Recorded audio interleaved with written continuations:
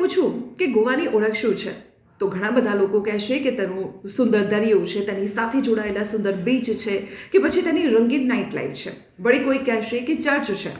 પણ જો હું તમને કહું કે હવે ગોવાને મળવા જઈ રહી છે એક નવી ઓળખ, અને આ નવી ઓળખ જોડાયેલી છે આપણા સનાતન સાથે, ભગવાન શ્રી રામ સાથે.